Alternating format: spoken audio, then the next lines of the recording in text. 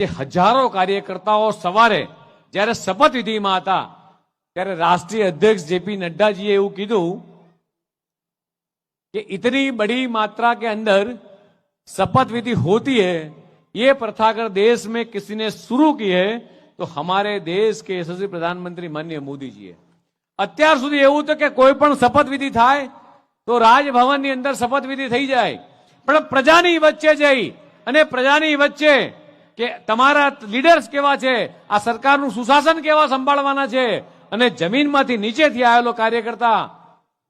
ગામડામાંથી આવેલો કાર્યકર્તા સીધો બીજા દિવસે સવારે સરકારની શપથ લઈ, મિત્રો એને સવાર સુધી કદાચ ખબર નથી, સવારના 10 વાગ્યા સુધી આ ભારતીય જનતા પાર્ટીની ડિસિપ્લિન કેટલી છે। સવારે 10 વાગ્યા સુધી મારી ઉપર, રત્નાકરજી ઉપર કે મુખ્યમંત્રી ઉપર કે એમ એને બંસલજી જેટલા પણ લોકો બેઠા હતા, આ વ્યવસ્થામાં આનંદ અને ગર્વ એટલા માટે થાય મિત્રો કે આપણે એ ભારતીય જનતા પાર્ટીના કાર્યકર્તા છીએ કે વિશ્વની સૌથી મોટી પાર્ટી, 14 કરોડ કરતાંય વધારે કાર્યકર્તાઓ અને સૌથી ડિસિપ્લિનની પાર્ટી, છતાંય 162 ધારાસભ્યોમાંથી એક પણ ધારાસભ્ય ના મને, ના રત્નાકરજીને કે ના રજનીભાઈને કે ના ગોરધનભાઈને કે ના મુખ્યમંત્રીને નથી ભલામણ કરી કે મને મંત્રી બનાવજો કે મને આ પદ આપજો। આ છે ભારતીય જનતા પાર્ટીનું ડિસિપ્લિન મિત્રો। સવારે 10 વાગ્યા સુધી કદાચ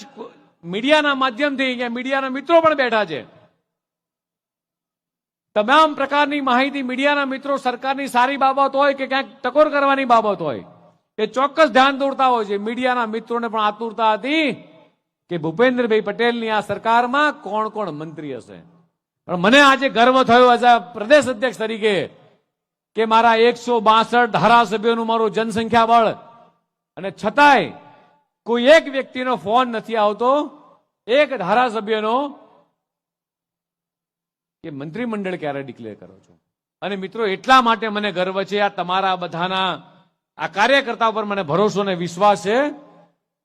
કે આ ડિસિપ્લિન વાળી જે પાર્ટી કીધી છે ને, અને છતાંય નામ ડિક્લેર થયા, કદાચ કોઈક મિત્રને તક મળી ના મળી, દરેક હોદ્દા લિમિટેડ છે,